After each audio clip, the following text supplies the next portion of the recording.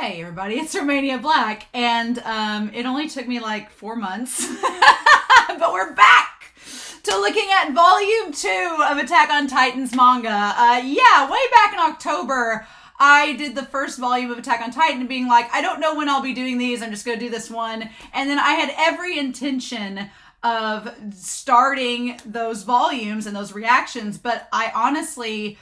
I'm going to be honest and give you all a real honest disclaimer about Attack on Titan. It is one of my favorite series. I fell in love with it when I started it, it'll almost be 2 years as of this summer. I fell in love with it instantly, and it became something I kind of became obsessed over.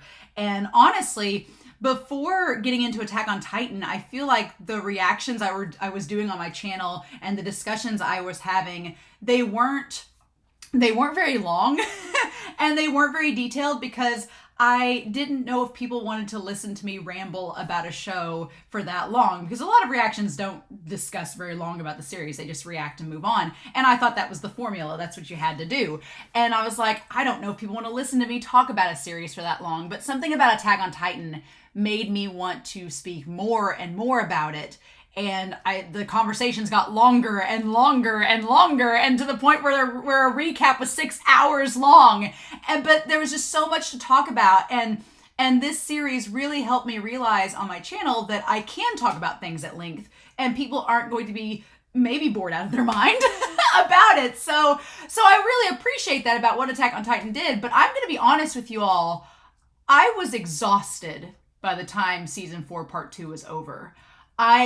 From November of that year up until April of the following year, I was doing 2 episodes a week with multi-hour discussions and editing it and putting it together and getting it ready, along with the other 6 or 7 shows I was watching and my job and everything. I was drained. I was mentally drained. And I honestly was not happier than the moment that I finished season 4 part 2 and just had junior high to worry about. At that point, I was like, oh, thank God. And that's not in a bad way, but I was just mentally fatigued. I was burnt out from Attack on Titan. And so when I started it back up in October, I did that first volume and I felt good about it, but then I had a job change and my hours changed and my workload changed, and I was just really stressed, and I couldn't come back to this because I was like, I need a break. I just needed a mental break. I was doing Neon Genesis at the same time, and I was like, this is too much. And so I really, when people were just begging and begging for me to go into like the season 4 part 3 part 1 that just came out, I was like, I can't do it. One, because I'm mentally not there. Like, I'm really busy right now trying to prep for a trip and leave and get stuff ready to go. I'm too stressed to do it. And also, I wanted to look at the manga and build my way back up to the final part of the anime. And I'm still standing true to that. So I'm not one of those reactors that wants to just ride the hype train and, oh, a new anime came out, so I have to look at it. I have to be in a mood. And if I'm going to give you all an entertaining discussion and a reaction, I want to be in the mood and be ready for it. And I just wasn't. And it's taken a while for me to sit down and be like, okay, it's time to look again at Attack on Titan. And I know once I start, I'm going to enjoy it and I'm going to love it and it's going to reinvigorate everything. And that's why I want to look at the manga, to get that fresh view all over again and to get those feelings built up and to refresh myself of what's happening so that I can walk into that final part. And I want to see it all at once, like in a month. Just do a month of Attack on Titan anime and just really get into it. But I need to build back up to it because I was burnt out. And I know that's, maybe that's bad on me, but I just have to be honest with y'all that it's taken me a long time to build back up to wanting to get back on the train. And because Attack on Titan's not a warm, fuzzy series. It's not a comfort anime. You don't sit there when you're sick and go, I think I'll watch Attack on Titan. I would never do that. I'd be like, no. It's an amazing series that delves into so much that's personal and deep and resonating into the world around us. It's a deep series, but it is not one you put on to have popcorn with.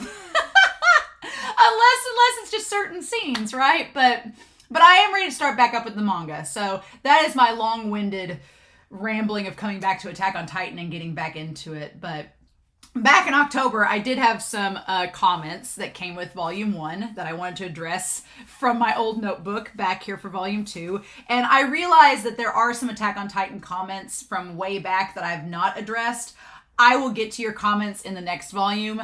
Promise. I'm saving them for next volume. So, but I do have some comments here I want to talk about. Toby SG said that the Colossal Titan plot hole was addressed in because I think I brought that up in volume 1 about the Colossal Titan. It was addressed in season 2, episode 7, when Armin notes the Colossal Titan can emit steam while maintaining its form. So it is possible to fully become steam, but keeping its form is just more efficient. Okay, so yeah, that was the whole thing of how did Bertolt just disappear and was gone, and then in other iterations we've seen the skeleton left behind. It is possible. It's just more efficient and cost saving if you just leave the skeleton behind rather than do it all at once, right? It takes more energy out to do it all at once. And then if a character dies and the skeleton's left behind, well, that's just because it didn't have a choice in the matter. So that makes a lot of sense. So thank you, Toby. I appreciate that. Amethyst always said, where did Armin get the book? That is a big question. Where does Armin get this book about everything, like this secret book from the outside? It makes you wonder, like, is there like a secret? It always made me wonder if there was like a secret organization of people that really, knew about the Marley secret but wasn't letting it out, and that book came from it, and Armin's parents were in on it. That's something I've always wondered, and I don't know in part 3 if we'll get answers, but there are a list of questions throughout this year since Attack on Titan Season 4 Part 2 ended. Throughout the year, as we've talked in the Discord, there are questions I have about the series as a whole and points that I want to bring up, but I don't really want to talk about them until we see the final part, because they could be answered then. They might not be, but they could be, so I don't want to ruin any expectations, right? Drunkledeon says Mikasa's headaches could be from trauma after her parents died, and that she has the fact that she was punched in the head could trigger the headaches. Yeah, that's the thing too, is that Mikasa, the headaches are kind of a red herring, and Eren sort of uses that later on against Mikasa, like kind of gaslighting her in that moment. But the reality is, yeah, they could just be stress and trauma, and it could be just a reflexive thing. Very much so. And then the weird pianist noted that in Mikasa and Eren's dream says the phrase "Itarashai," which means see you later or take care, like as if someone's leaving a house. Now, what that means, I don't know. I'm hoping that's not a spoiler for anything, but hopefully not. As I've said with the anime, I'm going to be extremely cautious going into these manga reactions because I don't want to be spoiled for the final part. I have been very fortunate with you all, and I'm very thankful to patrons, to YouTubers. I have been so thankful because you all let me get through 4 seasons and 2 parts of season 4 without being spoiled. That's unheard of. So I can't believe that I've made it this far. And because I've made it this far, I've only got 1 part left. There's like literally 9 chapters of content I've not been spoiled on. I'm holding out. So I'm going to be very, very honest. And I'm very serious about this. And I had somebody in the YouTube comments be like, well, why are you being like this? I'm like, because I can be, because I'm serious about, as a reader, if a Patreon's been super nice. Y'all have been amazing. You've all censored yourself. You've made sure I'm not spoiled. I am so thankful. But there have been some YouTube commenters that I've had to ignore because I just felt that twinge of, I don't know if this is a spoiler or not, so I'm not going to read it. If anything gets out spoiler-wise and people intentionally try to spoil or aren't considerate and don't proofread their comments before posting, and I get spoiled about something, I'm going to pull it from YouTube. I don't get paid by YouTube. I just put it on there mainly for hosting and for fun and for exposure and to talk with you all. But if people are going to be spoilery, then I'm just going to save it, post it only on Patreon, and then once everything dies down, then maybe I'll post it to YouTube. And I don't want to do that, but it's like the only way, because most reactors don't even look at comments, and I'm not one of those. So to keep it cool and to be able to interact with you all I ask is to please double check your comments. Do not post anything that will allude or spoil anything happening in the final part of the anime or the final chapters. Please. That's all I ask. Or if you want to talk about it with the people in the comments down below, spoiler tag it. All you have to do is put those 2 words, spoiler tag, in there. That's all I need. But I'm being very serious about it. I was that way with Chainsaw Man, and everybody was super respectful and nice. And so I'm hoping that the same will happen for this. But I'm being optimistic, but I'm going to be real. If I sense that I'm starting to get spoiled, then I'll just not post it on here. and it will not hurt my feelings at all. So, and that's YouTube. On Patreon, everybody's been super nice. But if I sense that things aren't going good, then I'm just not going to talk about it, and I will go and focus on other things. So, with that being said, we're on volume 2. And for right now, I'm getting ready to go on a big trip. So I'm only going to be looking at one volume right now. When I get back from my trip and I have more time, I may look at multiple volumes. I don't know. I feel like as we go, though, it will get to the point where things are going to get so crazy and so detailed that I'm not going to be able to look at more than one volume without a huge, giant discussion. But we'll see. We'll see. We're going to do one volume for now until we find out when that last part of the anime is coming out, and that will help me gauge how much more I need to do in a sitting. So I'm the type of person and reactor that I need a timeline. I'm kind of super organized, and so if I don't have a timeline, I kind of just like, eh. So we're just going to do one volume for now, and hopefully that's okay. But yeah. But in any case, I'm really excited, y'all. It's been a bit. When we last left off, Eren got eaten by the Titan, and we're going to explore what happens now. So if you need to go back, my old, on my playlist on YouTube and on Patreon, there is the reaction to Volume 1 of the manga. It's from several months back, but we're going to pick up here with Volume 2. And like Volume 1, I'm not going to be doing a straight up read through because we've already watched the anime, but I am going to be looking at the manga, examining the images, doing commentary, things like that, and seeing what things are different, seemingly, than before. Right? So, with that being the case, we are going to start this examination of Volume 2 of the manga, and we're going to do that here in 3, 2, 1, and let's go. Just do our run through, and then we'll talk about it. So, yeah, Mikasa and the Titans.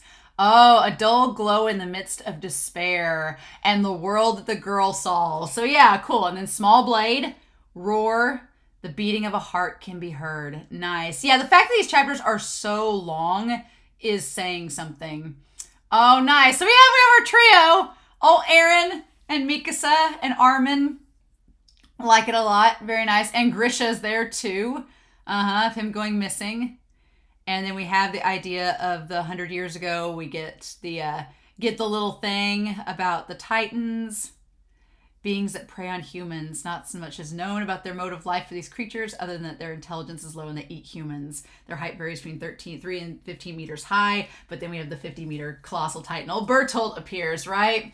There's another series I'm reading right now called Chojin X. It's by the creator of Tokyo Ghoul, but the main trio in that series looks a lot like the main trio here, which is rather interesting. Their dynamics are totally different though, but the looks are similar. So I'm wondering if the mangaka is paying homage to Isayama in that regard. Okay. Oh, I love it. I love the chalk drawings. That's so cool. In the dull glow in the midst of despair. So yeah, the Titan designs are just so weird, right? They're just so creepy.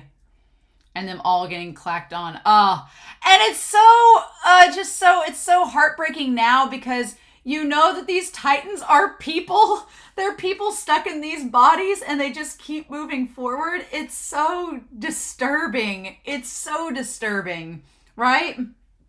And then we have the Titans going through. Oh my gosh! Just the shot of the garrison person with just their torso exposed. Oh my gosh, what are we doing? Oh, and then, there's Connie and Armin. Yeah. Oh my gosh. Oh, Armin.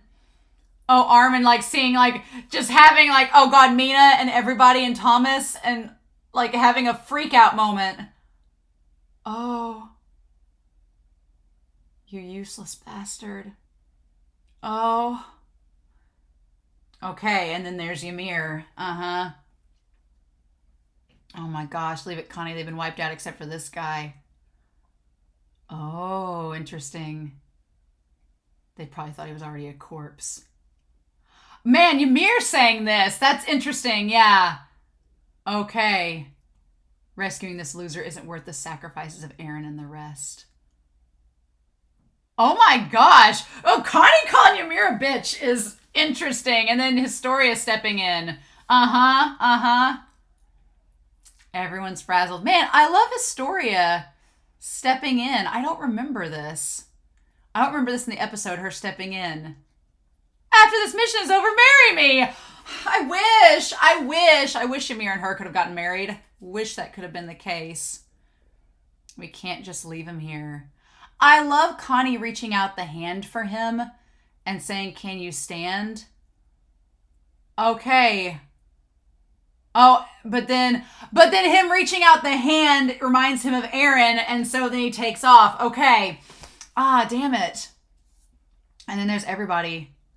I'm really excited because Isayama's artwork here, it's still like in early development, and I have seen people have kind of shared panels of later artwork, and it's so much more developed. So I'm excited to see, as we read week to week, his art style develop as it goes. I really think that would be cool.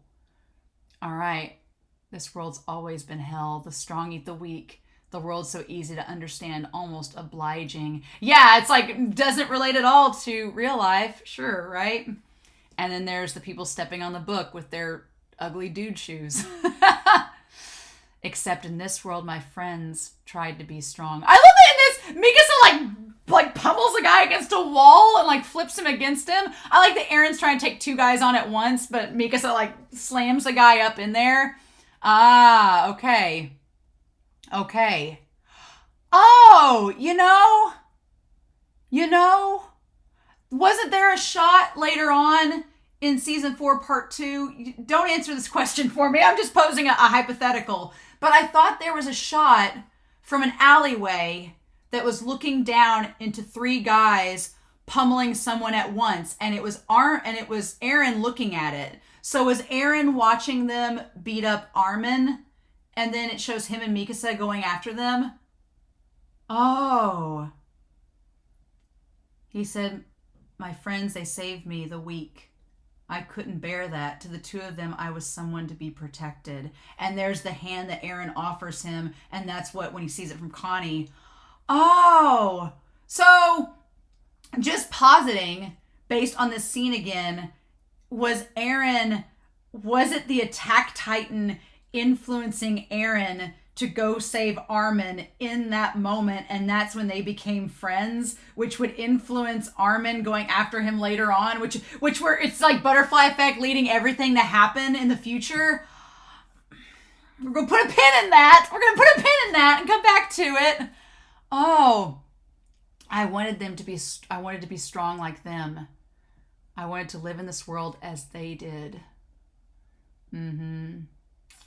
And because of that, this happened. It's my fault that Aaron's dead. Oh man, if Armin ends up killing Aaron in the final part, if Armin ends up being responsible somewhat for Aaron, if Aaron does die in the final part and Armin ends up becoming responsible for it, it's all gonna go back to this. Oh man, ooh. And then, oh god, the scene of Hannah and Franz. Oh, wow. And you can't see where Armin is standing. You can't see. It's just half of him. Oh, wow. Oh, and then they show it. Oh. Damn it. And then she's like, does mouth to mouth on him. Oh, that's so awful. Isayama, why? Oh, my God. It won't do any good. No good at all. Oh, that's so disturbing. Even seeing it now, that's so disturbing. Oh. And then we have all the guys fighting, and then like leading up to trying to get past the barricade, right? And then there she is. There's the one girl. Yep. The one girl that Mikasa saves. That ends up becoming the scout later on. And her name I've forgotten. Flock's right-hand girl. Ugh. Yeah. And then the Titan getting out of the way. And then Mikasa just coming through. Girl, I love it. The action shots are great. I love all the lines, like showing the movement of everything getting closer there. Oh, man. Mikasa. She looks a lot like Levi in some of these moments. Like, a lot like Levi. Like, just her attacking it. Yeah, just slicing it through. And that's from the cover, right? But, yeah, she just has such a... The Ackermans have a way, right? I thought the evacuation was going slowly. Yeah. And then we have this guy. Mm-hmm. Yep. It's so funny how all this comes back. The boss of the shopping district. How could a corpse say anything? Man, Mikasa has some cold lines, right? But I like that Isayama, he gives Mikasa some, like, expression in these pages. Like, she's like, oh, like, she has some emotion. Everybody's kind of dogged Wit, especially in season 1, because they said that they just made Mikasa too monotone and they didn't show her emotions except for, like, the flashback episodes. And I do agree with that, reading volume 1 and now seeing this in volume 2. Like, Mikasa has some moments where she's like, oh, yeah, like she flashes some emotion. She's just so stoic as a character that if you don't do it just right, I could see how you could easily do like what Wit did. But Isayama, he gives her some emotions and expressions here that are really good, right? And then like, oh, thank you, miss, I'm grateful. And then she gives, man, God, what that, is it Louisa? Is it her? Is that her name?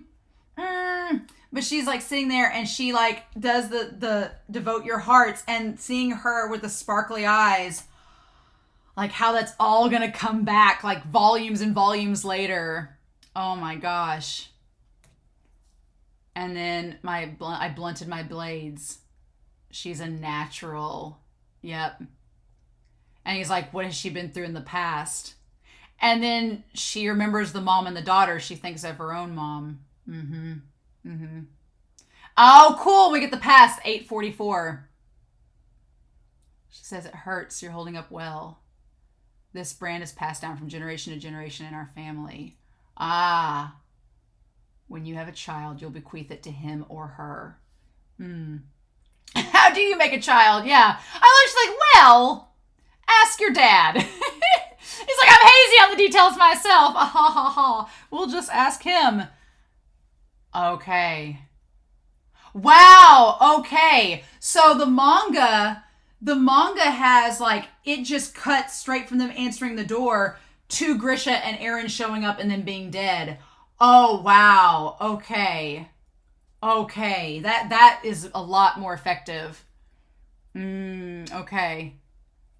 Aren't there any other children around here, so make friends with her. I mean, depending on what she does, Eren, really? God, he's been a little brat ever since he was a kid. Seriously. You see, Eren, that attitude is why you only have one friend. Oh my God. Eren's always been like this. Ah! Okay. Yeah, Grisha calling out his attitude at this point in the story. Yikes. Yikes. And then, oh man. Oh. And then seeing it. Okay, so the territory left to the human race is not an accurate depiction of the size and towns and walls. Oh, wow. So yeah, it's a lot bigger of an area than it looks. Yep, okay. It's a lot bigger. Wow. A broad scale illustration of the human domain. Yeah, and you can't see past, it's the island and everything, right? So it looks like the world, but it's not. Oh, that's really cool. I like that. Oh, wow. Like this new chapter, obviously it was in color. They've been dead for some time now. Okay. Eren standing in the doorway with the light shining on him. Oof. Oh. Oh my God. I'm going to call on the military police brigade and request a search party be sent. Wait at the base of the mountain. Do you understand, Eren? That look. So that look of Eren's is like the same look that he gives Grisha and them later when he's channeling the Attack Titan. So is this a moment where Eren is staring at the situation from the future, looking back, and it's like the Attack Titan looking through him, like from his older self to now? Ooh. Okay. And then, yeah, the little girl. Well, good. At least this murderer isn't a pedophile. Isn't that something? No, oh my God. She's Asian, and this is where we get the reveal that there were different kinds of people. She's the last descendant of a family that escaped from the walls from this place called Asia. Okay. And her old man doesn't look like some Asian. She's no pureblood. Ugh. Man. And then that's when, okay. And so we backtrack to the dad. We backtrack to the dad opening up the door and then them coming in, attacking the mom and telling Mikasa to run. And then the altercation. Oh, of her getting hit and then trying to hold it. Oh no. Okay. And so she got taken to the back room and that's where Eren finds them. Oh. A place without you and Dad is too cold for me to survive. Oh, so that's when Eren has the knife. Eren has the knife and he goes and he lures him back there. Yeah. And then he comes with the knife on the broom. Yeah, the knife on the broom. Oh my God. Eren, our sweet little murder child. Our sweet little murder child, Eren. God, that look that he has. Looking absolutely feral. Oh my God. Oh. You animal die. This is only natural. This is what should happen to you. So yeah, everything leading up to this moment, like everything about Eren, and again, we talk about the attack titan being with him this whole time and Ymir, the real Ymir, being with him the whole time. Like the idea, if the attack titan is this manifestation of her wanting to extract a violent justice upon people that have wronged her, and Eren is like the amalgamation of like all of this coming together. So since he was born, he's had this in him that he's wanted to extract this justice. Like, this is what should happen to you. If you try to kill people, this is the result. With the knife and everything. And him wiping his face with the bloody knife in his hand. Oh my God. And then him walking towards Mikasa saying, it's okay now, you can relax. Oh my gosh. And then she says there were 3. And then that's when Eren gets kicked aside. And then this is, again, the whole showdown with her where he tells her to fight. And he says, fight, damn it. If you don't fight, we can't win. God, there's so much loaded in that statement. And her grabbing the knife and then shivering, holding it. Oh, that's so good. And she says she can't. But then she remembered she'd seen this scene before. Over and over again. Yeah, the moth being eaten, right? The praying mantis, that's right. This world is cruel. And then like showing her dad holding the duck that he killed, right? Oh my gosh. It hit me that living was a miracle. And in that instant, my body stopped trembling.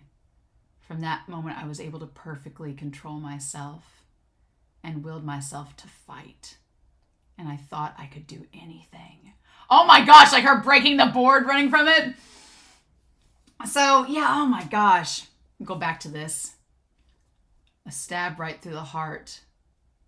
Those children did all this. And okay, so yeah. So Grisha had gone to get help. Oh my gosh. I told you wait for the base of the mountain. Do you have any idea what you did? I stopped dangerous beasts. They only happen to resemble humans. Oh my God, and that goes back to the whole thing with the dawn of humanity. It goes back to all of that. He said if I hadn't shown up, they would have been gone by the time the military police arrived. The MPs would have never made it in time. Even so, Eren, you were just lucky.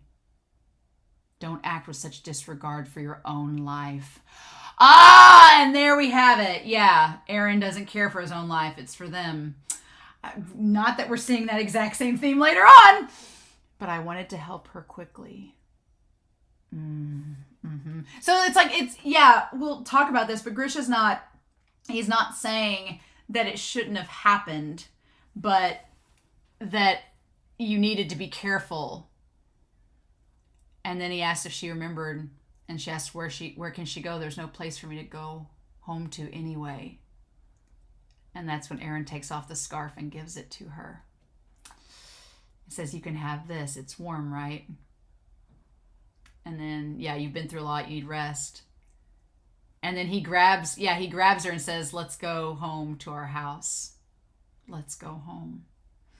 Ah, okay. And from that moment, she was like, dead set, it's Aaron. It's Aaron. He saved her. This is a cruel world, and only the winners survive. Mm-hmm. Oh my gosh. Yeah, God, there's so much to talk about with this.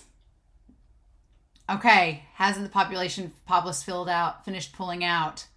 Oh my gosh, I love you see like the Titan skeletons around everything. All right. And she says, in this world, I've got a place to go home to. Aaron, as long as you're around, I can do anything. And that's, yeah, we'll talk about this with Mikasa and her character, that she's like, you gave me this will to live and to fight. And as long as you're here, you're kind of my inspiration moving forward. And it's like, ugh, and you compare that to now with her character. Okay, so we have stuff on the artillery. Oh my gosh. And there's them all around the tables and the Titans looking in through the window. That one Titan looks like Annie. It's interesting. And then, yeah, they're all climbing. Man, in the anime, the tower looks a lot taller than it is. But in there, it looks so small. Oh, and then she says, what good is that going to do? And then he kills himself. Oof. Oof. So grim. This volume's so grim. Very much. And then why isn't everyone scaling the wall? Like, what do we do? And meanwhile, John, go back to our King John. Okay. And then John and Connie, I love them deciding what to do. Like, you're using your head for once, Connie. All right. John, it was a boring life. Okay. And then Sasha getting them all together. I like that. I like that Sasha is trying to be strong. I like that she's like pulling them all together. But poor Armin. Okay. Oh, and okay. Annie and Bertolt and Reiner are back with Marco next to them. Yes. Oh my God. And Reiner looking over at Armin. Isn't that funny? Isn't that funny that you have all these characters here together on the page? Oh my God. Oh my God. Reiner, what should we do? We wait at least until they gather around. There's no way, no matter how you look at it. And then Marco pops in. Okay, yeah, like Annie and Reiner are having their own conversation, and Marco's tripping out over here, being like, "What are we dying for?" Right? And then Mikasa shows up and talks to Annie. Ooh, Mikasa's showing up to talk to Annie. Okay. And then Annie. Oh, and then Reiner notes that Armin was from the same squad. Oh, and Armin. Oh, sweetheart. Oh, if we died together. Oh, don't think that. Where's Aaron? Oh, that's so good, Isayama. Oh, that's so good. And then he lists everyone that died in battle. Oh, man. Oh, and so Reiner and Bertolt and Annie, them all being shocked is interesting. That they're all shocked that they've all died. That's fascinating that all of them look surprised. And I don't think they're acting in that moment, which is interesting. And so everyone in Squad 34 is wiped out. And then Armin saying he was sorry. And I love that Mikasa... See, what's interesting in this moment is Mikasa says as long as she has Aaron, she can do it. But in this moment, like, she lifts herself up and is able to keep a cool face for Armin. Like, for his sake. So, like Mikasa is much stronger than she gives herself credit for. Much stronger. And she, like, gets in the zone, right? She's like... It's like she just takes on this role as a leader because she realizes that she has to do it. And then she's like, I can do it. She's like, I'm stronger than all of you. And she's like, I guess all of you are useless, cowardly, and pathetic. Stay here and suck your thumbs while you watch me. Oh, I love it! Yes! I can't remember if she's this sassy in the anime. If I can't do it, I'll just die. But if I win, I live. And if I don't fight, I can't win. I love it. I love it. And then Jean being like, you've got to work on your vocabulary. I bet you meant for that to get us fired up. And then Jean saying, Aaron, this is your fault. I mean, yes. Yes, the answer is yes. And then Jean gets inspired by Mikasa to go. And then what's interesting is that Reiner in this moment says, well, who would have thought? And Reiner is in, again, like, bipolar mode where he's just like, or multiple, he's in acting mode. He doesn't realize it. And Annie and Bertolt look at each other like, Reiner, you know. And then Marco. I don't like the panel, Isayama. How dare you? Showing the panel of Marco holding the hand over his eye, and that's the side of his face that gets eaten by Bertolt and Reiner and Annie's doings. What foreshadowing? What foreshadowing? How? And then they all go. They all go to fight. Yep. And Mikasa is she's just in a spiral, like in this rage. Trying to banish her grief by taking action. And then she realizes she's out of gas. I lost my family. Okay, and this is right where Aaron comes in. Okay. I remember the pain again. Do I have to start all over? This cruel world. This is a cruel world. And yet it's so beautiful. Yeah, and seeing her and Aaron. And then, yeah, it was a good life. Oh my gosh. But then she thinks of the knife in her hand, right? And the blade. And thinks that she's gonna... And then hears Aaron screaming for her to fight. And she's like, I'm not going to go out without a fight. She's like, even if I die, I'm not going to go out just standing there doing nothing. Yep. Oh my gosh. I'm sorry, Aaron. I can't give up. And then seeing him underneath the tree. If I die now, I won't even be able to remember you. Okay. So no matter what, I'm going to win and do whatever I have to live. And then that's when Aaron comes in. Oh my gosh. Yes. Oh, I love it. Oh, nice. And honestly, I mean, in the anime, it's very obvious that it doesn't, in hindsight, it's obvious in the anime that it's Aaron, right? You don't know what the hell's going on. And you're like, how is this even possible? But in hindsight, I mean, when you go back and rewatch the anime is very clear because you have colors. You can see the Aaron's colored eyes, the brown hair. In the manga, you can't really tell as much. It's like, oh, but it's not as obvious, right?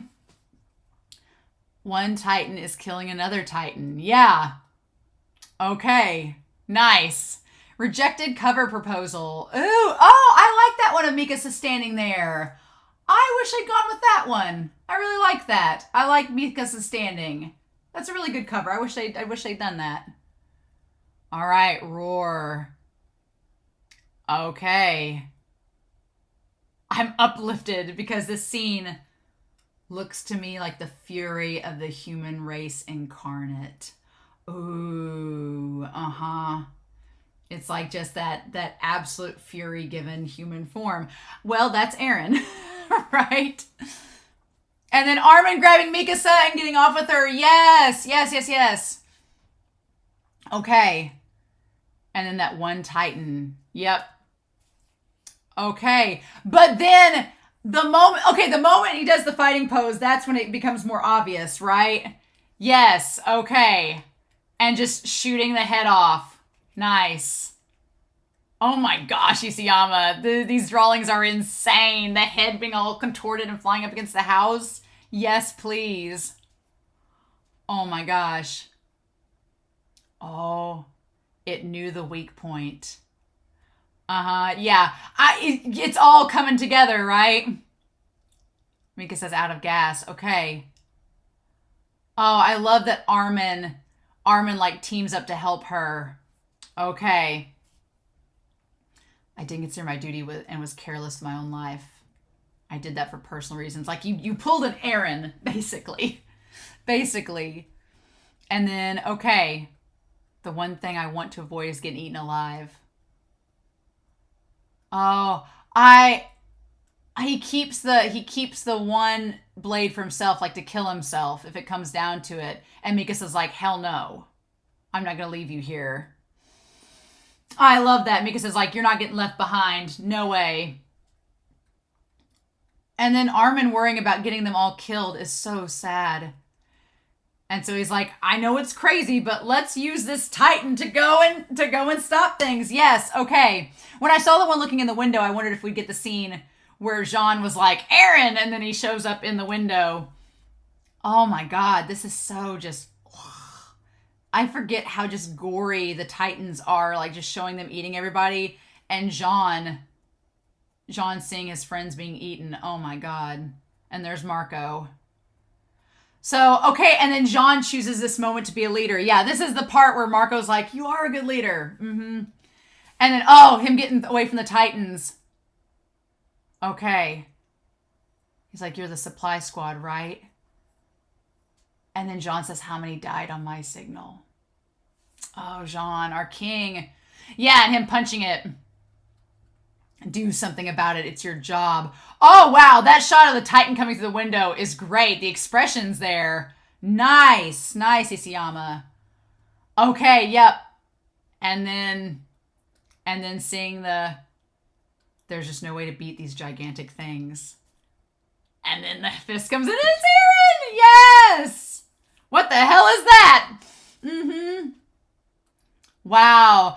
Oh my God, you know what I realized? Like in this moment, we have Jean, Connie, Mikasa, and Armin gathered together as Aaron is like fighting off the other Titans in this new form, which is exactly the same group of people that are around when the rumbling happens. It's the same group. It's Connie and Jean and Armin and Mikasa are together again whenever Aaron consumes the founder and becomes his final form.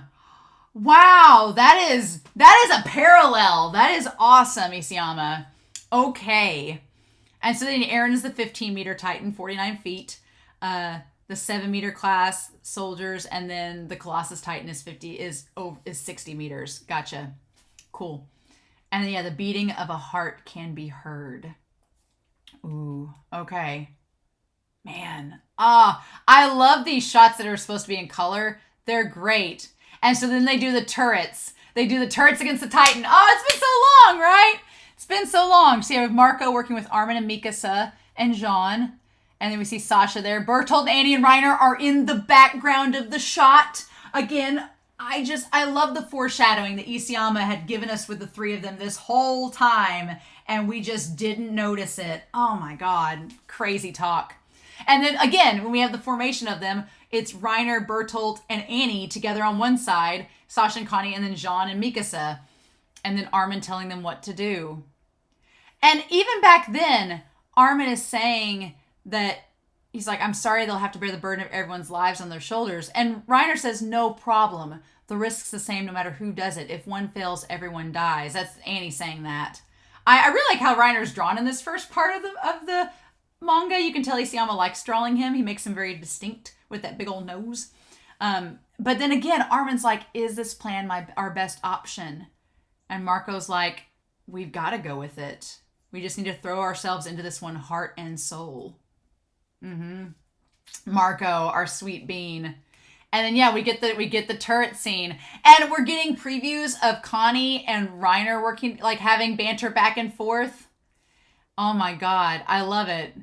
He's like, can you stick this up their assholes? It's their only vital spot.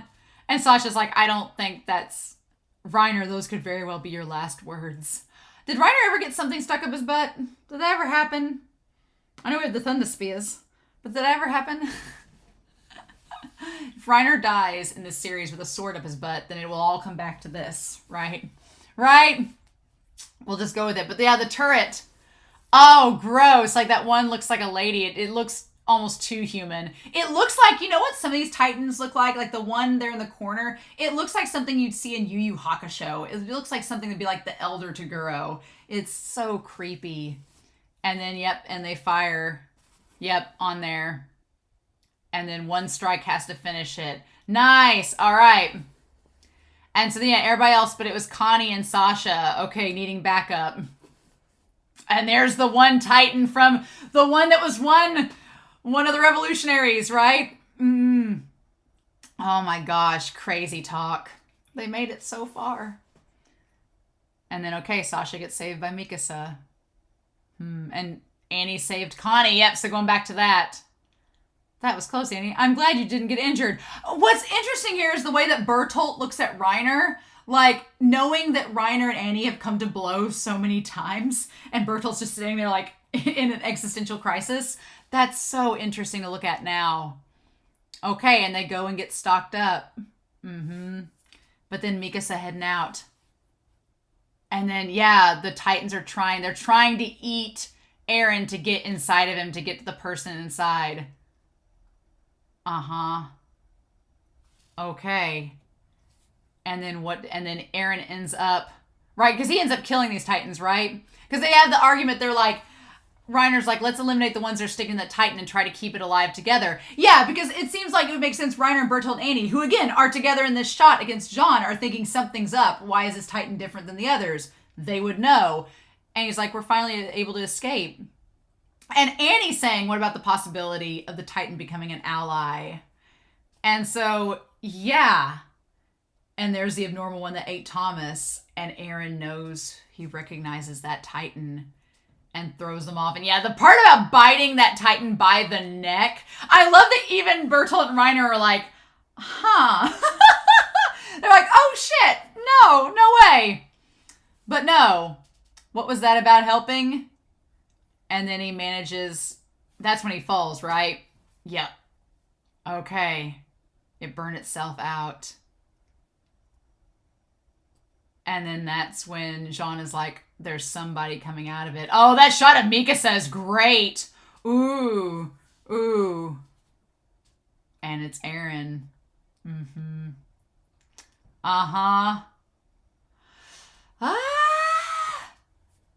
I love seeing Annie and Bertolt and Reiner's shocked face and Eren. Armin, oh my god, Isayama has been foreshadowing this for so long because of all characters to show a close-up of being shocked. Mikasa makes sense because Eren and her have been established to have this connection. Armin makes sense because the same thing of the family connection. But the only other reactions we get in that moment, the only other reactions we get are Annie and Reiner and Bertolt. Because they're all like, what the fudge? Oh my god, oh my god, oh my god. Ah! I love it. I freaking love it, right? And they're coming to the instant realization of he is a warrior. Why is that? And her grabbing him. Oh, I love it. Oh, Mikasa with tears in her eyes. Oh, I love it. And her like crying with him. Oh. Yeah, a lot more emotion. And then there's Jean and Armin.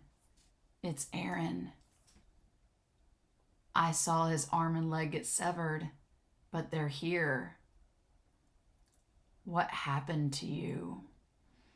And then we go back to seeing Reiner and Bertolt being like, what the fudge? Eren did all this. And to be continued in volume 3. Cool. And Mikasa, our battle has just begun. Nice. Okay. Dang.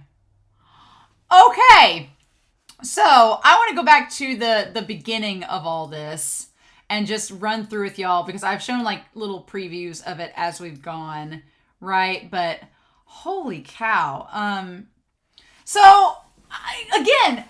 feel like it's really cool because I wanted to go back and review the manga series instead of the anime because the anime, the anime is cut a certain way and looks a certain way. And I'm sure that some of these same compositions of characters in certain scenes would be in the same in the anime adaptation, but I wanted to see Isayama, like how they did it from the start. And there's so much that going back through this is foreshadowing of things to come. So much, right? Especially the way that Isayama just puts Reiner and Annie and Bertolt in every scene together, and you don't think about it. You're just like, wow, they really have a lot of screen time here. You don't think about it, and then once we find out that they're all warriors, it's like, he's known this all along. He trolled us from the start. But man, and there's so much that now looking back, like knowing the Titans are humans, knowing that as they're getting like slaughtered, the gore in this manga is just crazy. But I like that Ymir too. We get with Ymir the idea that she's been a Titan herself, so she knows what's going on and knows the situation, and kind of is. Ymir is this weird seeing it from both sides angle, because she wasn't a warrior. She was just like a dumb Titan and then became one. So that's so fascinating. But yeah, I love also the symbolism throughout this. And we have the symbolism of the hand, right? So we have the hand reaching for Armin and him. And what I like is that the manga gives us this image, but doesn't explain the symbolism of it. We just see the reaction. And then we go back and see what led Armin to have that reaction in the first place. I like that reveal strategy that Isayama uses, where he gives us an image and we don't quite know why the character's reacting the way that they are, but then we go back and get context and figure it out. And I'm like, okay, that's really cool. I like that a lot. And so again, the alleyway scene, I'm so fascinated by the idea, because I'm fascinated by the idea that if that scene, when we get later on in the volumes, I'm going to want to keep an eye out for it, because I know it happened in the anime towards the end of season 4, part 2. There was a shot where Eren was looking down the hall that it looked like that same alleyway, seeing somebody getting beat up, but it was Armin in this. In the anime, we're not sure who it is, but there's that shot, and I'm going to keep it in the back of my mind. I want to keep it in the back of my mind, like pin it for now. But the idea that Armin was the one getting beat up, and Eren and Mikasa went to save him, and he reached out his hand. He's reaching out a hand to save someone that couldn't save themselves, and Armin feeling bad about not being able to like defend themselves and having to be protected. So it's just, if it was the reason why Eren was thinking of that, is it the idea that's changed fate, like befriending Armin and saving someone like that altered the course of everything, or the fact that it was making those connections, or like this was the moment where fate, and the people were stomping on the book that he had, right? So the knowledge that he had. So interesting. That feels like such a big moment coming back. And again, when he says it's his fault Eren's dead, I'm like, I haven't seen part 3 yet. So I'm like, if Eren ends up dying, which I have speculated endlessly about in my reactions, if he does die and Armin has a hand in it, and we go back to this, like it was, if it's his fault that Eren dies, and it's been something Eren's known about since the beginning, what do we do with that? The scene with Franz and Hannah is very disturbing in the manga. Like, the manga makes it more disturbing than the anime, because it's like that reveal that it's just half of him, and Armin's reaction is just... But all the comebacks, the girl that's with Flock, her name's not Louisa, but, or is it? I feel so bad not remembering her, but I didn't like her, so... So that's why I don't remember her name. But Mikasa, I will say this. Mikasa in the manga so far has so much more expression than the anime. I don't know why, but it's just like in the manga, Isayama draws her, like, yeah, she's serious and she's stoic and she can be cold, but she's not emotionless. And at times in the anime, she seems emotionless. And in the manga, she's crying. There's a shocked face. She has an expression. She gets sassy. I'm like, I instantly like the manga version of Mikasa much more than the anime. And I'm only 2 volumes in. But there's lots of things being set up here, right? I mean, the meeting between her and the girl that goes up and that ends up being in Flock's army, like, genius. And the manga draws emphasis to that moment. It draws emphasis to that moment like it's a big moment. And at the time you think, oh, it's her passing on the ability to fight like to someone else, just like her mother, like she was instilled from Eren. But then later on, when we have the whole thing after, the volunteers, it's like, no, it led to this other thing too, and it had this ramification. So Isayama's genius. Like, I love it. I love stuff that is set up so early that comes back and has a big payoff. Like the brand, they talk about the brand that's passed on. That's brought up in this volume, and it's going to come back and be a big thing. Now, the mom says you'll give it to your child no matter what, whether it's a boy or girl. So interesting. And then we see the one dad there that's related to the Ackermans. Doesn't look a thing like Kenny or Levi, but whatever. And then Grisha and them showing up.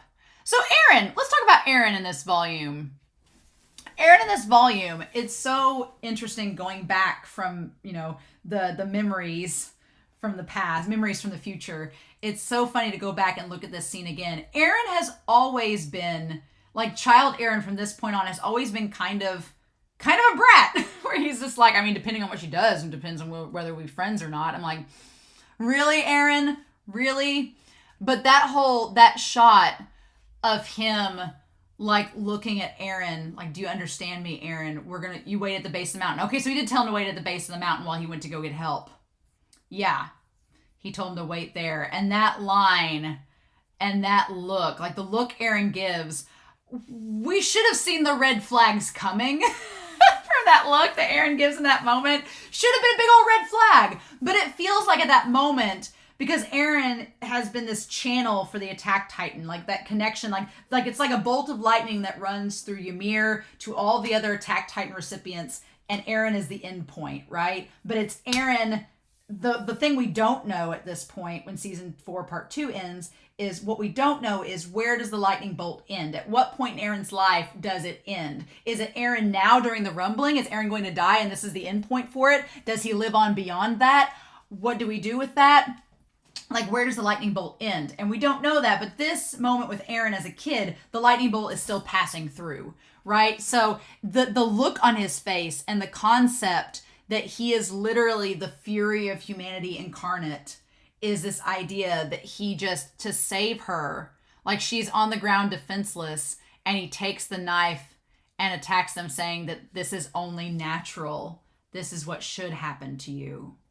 But that's the funny thing about that line. He says, you animal, never get up again. He's like, this is natural. This is what should happen to you. The this is only natural line is really interesting because it's almost not, right? Because the whole idea of the strongest survive, it's like, yes, but there was like some methodical, this is premeditated. Like he thought this out. There was strategy. And the idea of thinking it out and having that strategy is not animalistic. It's human, right? And the idea that this should happen to you because of how you've acted, that's more human than it is animal. Like animals are just on instinct, right? The Titans are just running on instinct, right? They don't plan things out. They don't pick and choose who they attack, except for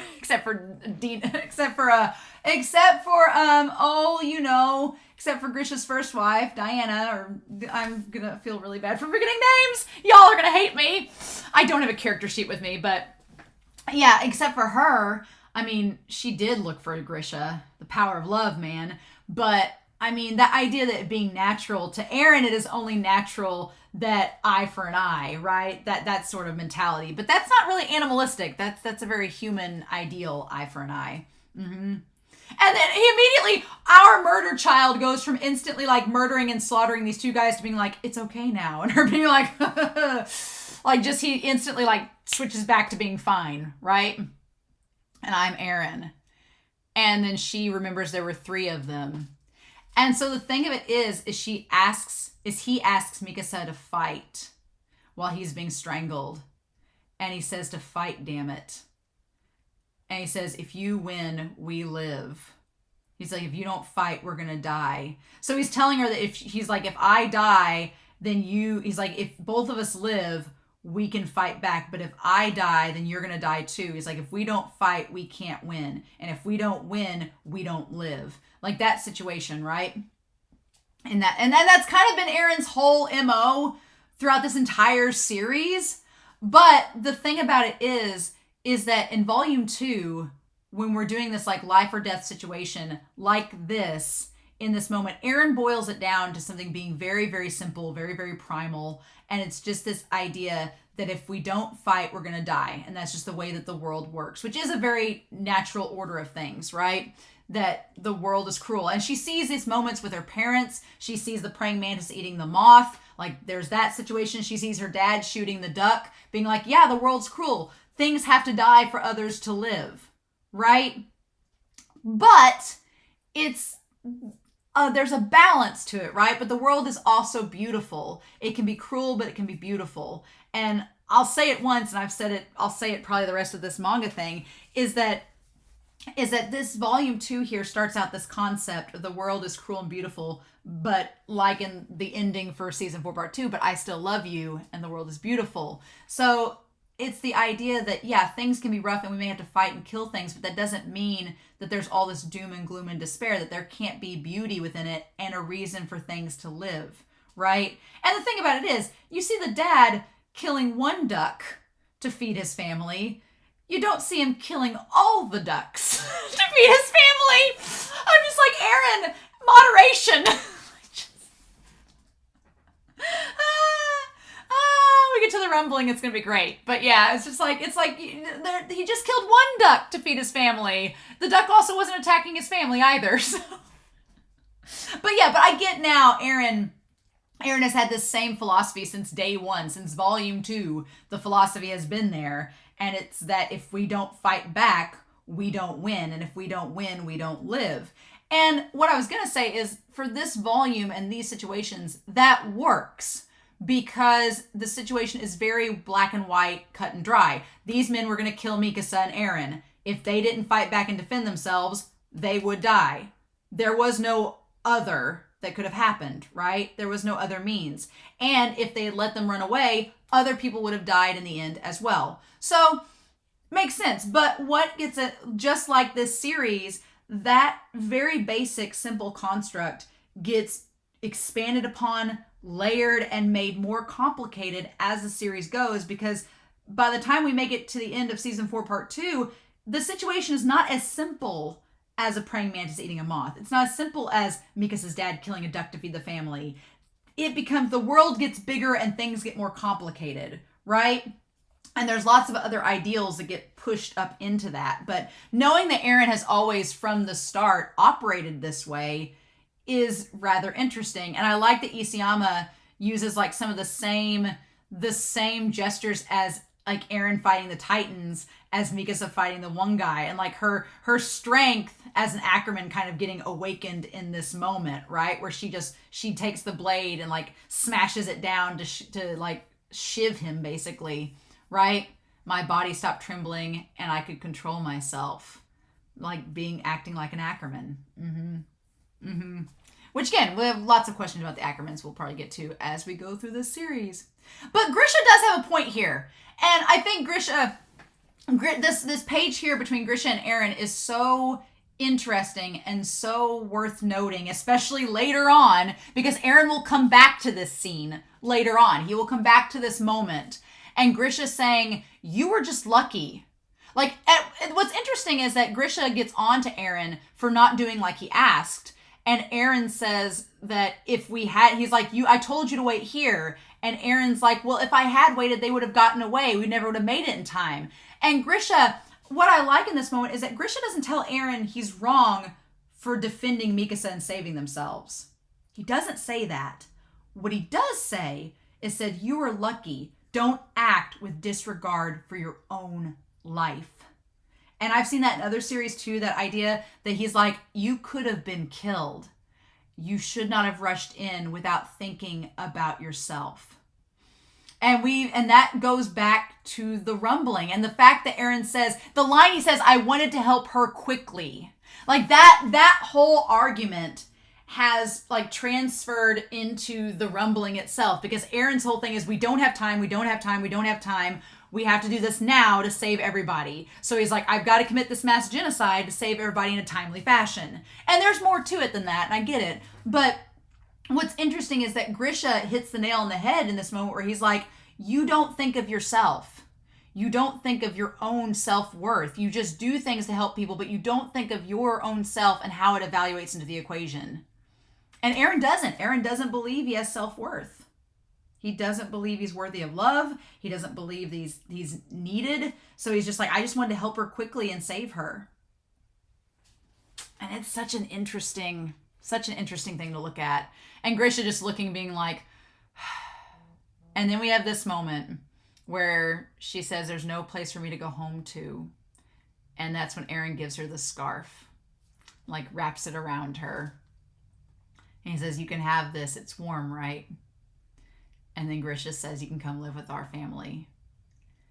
And then Aaron grabbing her arm and saying, let's hurry up and go home to our house. I feel like that's different than the anime, but that it's Aaron that tells her to let's go. And then she says, let's go home. There's a part of me that would love the ending to parallel this moment where she tells Aaron, let's go home, but I don't know if that's going to happen or not. I don't want to know. So y'all are going to have to shove your fists into your mouth and be like, Romania. Just get on the Discord and black box it and talk all about how I'm wrong or right or whatever. And she says, this is a cruel world where only the winners survive. And I feel like that cruel world phrase is going to get reevaluated and added upon as we go. Because originally she says this is a cruel world, and that's period. That's it. And I feel like that's Aaron's deal. Aaron just knows that this is a cruel world, only the winners survive. End point. And I feel like later on, Mikasa has the realization that it is cruel, but it's also beautiful. So it's worth fighting for.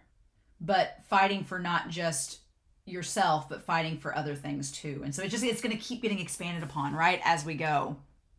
Right?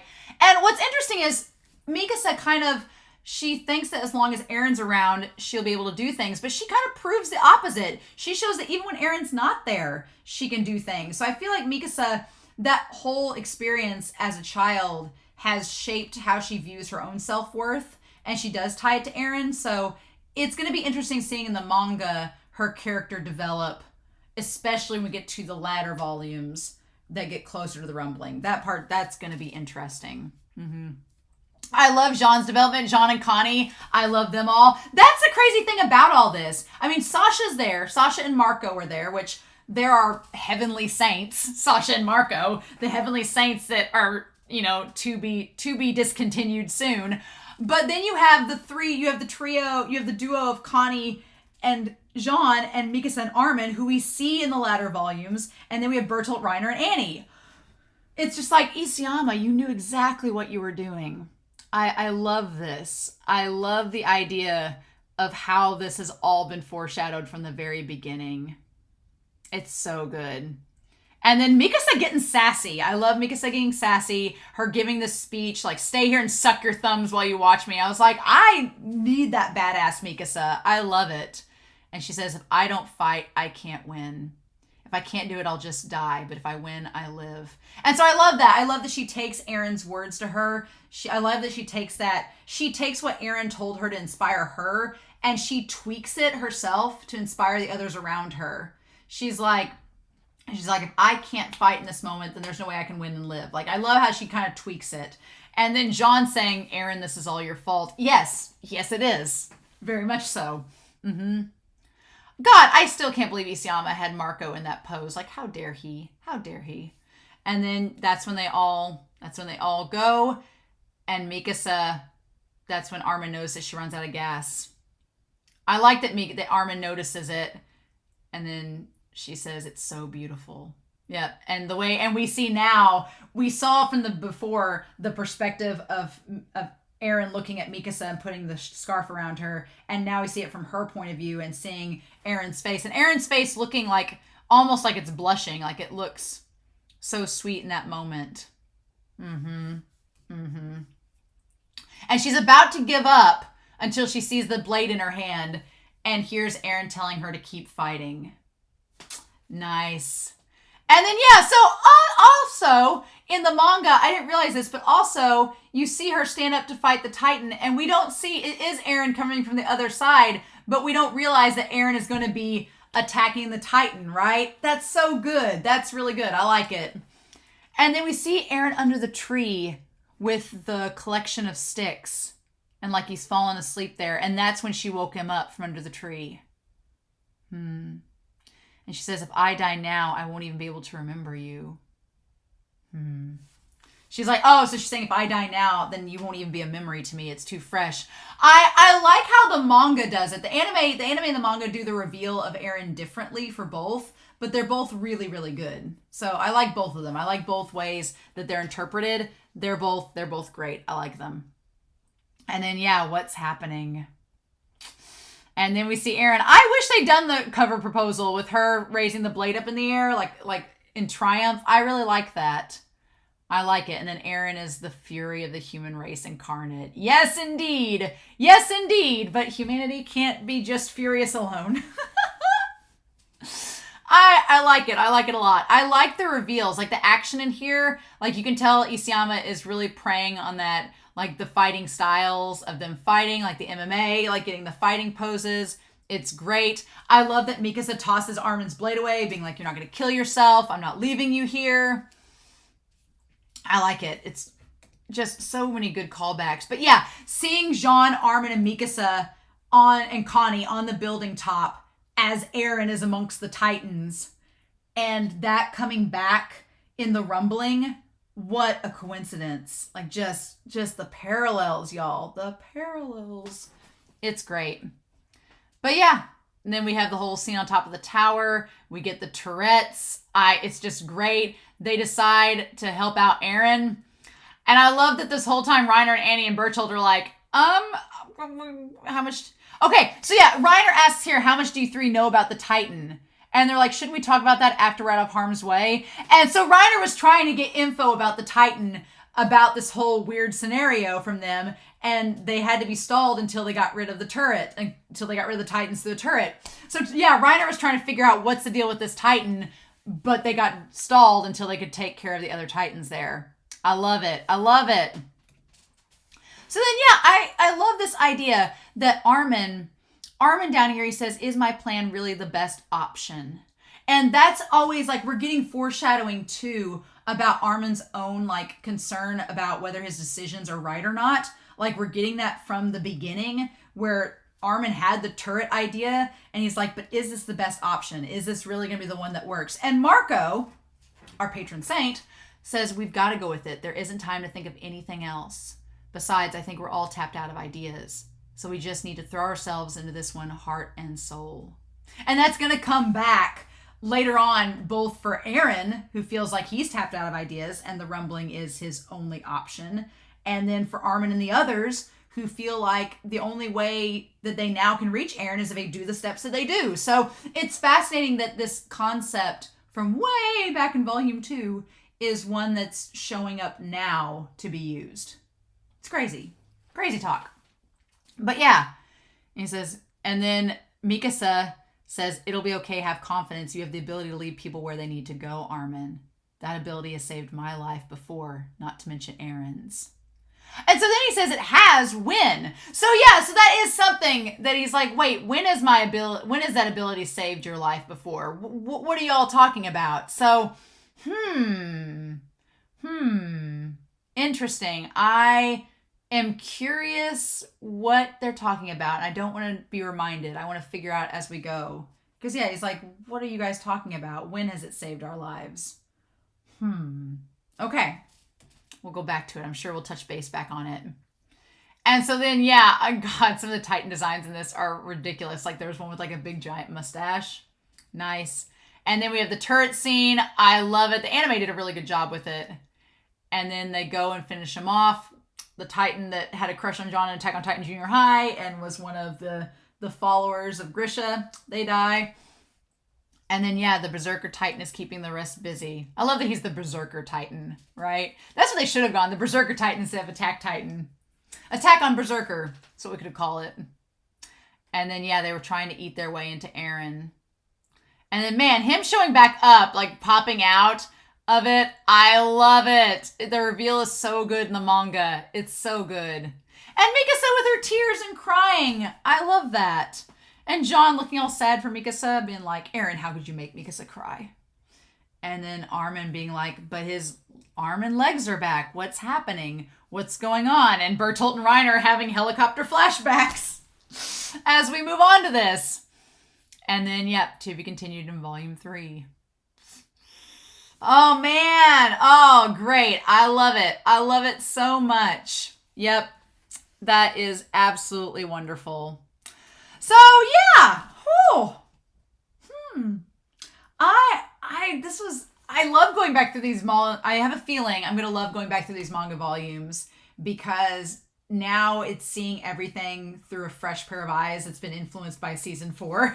And so now that I've seen everything leading up to the final part, it's like, oh my gosh, no, all the foreshadowing, this all paralleling, it's all coming back. When I started the anime, people were saying, when you go back and rewatch, you're going to notice so many things. And I am definitely doing that. So, man, the one thing I ask is please do not answer any of my theories. I don't want to know. I want to find out. I'm posing those theories just as hypotheticals. If y'all want to spoiler tag in the Discord or spoiler tag in the discussion, you can. Just make sure I don't see it to say if I'm right or wrong. But I don't want to know if my theories are correct. I don't want to know anything related to the final part, season 4, part 3. Nothing. I want to be completely surprised when I go into it. And I don't want to know those chapters of the manga that it's dealing with. But I am really, really excited to know that if you all went back to this volume after watching the series, if you were surprised as well, just your comments down below. Please no spoilers, hints, or clues, but I'm excited to hear your thoughts. And I hope you all enjoyed this manga reaction and discussion. I feel refreshed now. Like reading that volume, I'm like, okay, let's do this. So I'll be back next week with volume 3 of Attack on Titan, the manga, to review and just like go over. It's like revisiting, and I'm really excited. So I'll see you all then. But in the meantime, have a wonderful week. Please stay safe, take care, and I'll be back real soon with more reviews of the Attack on Titan manga. Bye.